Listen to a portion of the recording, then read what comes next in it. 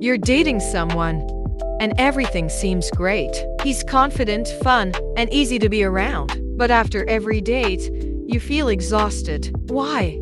Maybe because he never asks about you. You share your stories, yet he never asks about your life. What does this mean? And what can you do? Let's dive in. The missing curiosity. This isn't just a dating issue, it's a people issue. I once spent hours with new neighbors, asking them about their lives. By the end of the night, I knew all about them, but they didn't know anything about me. They never even asked what I do for work.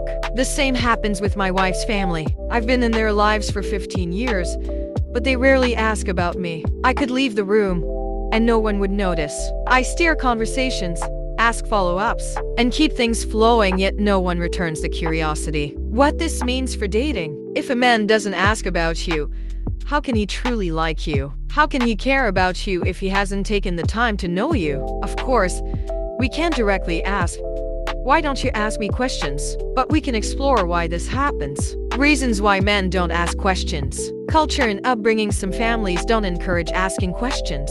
Children are taught to stay quiet, and deep conversations are avoided. If a man grows up like this, he may not think to ask about your life. Personal boundaries. Some people see questions as intrusive.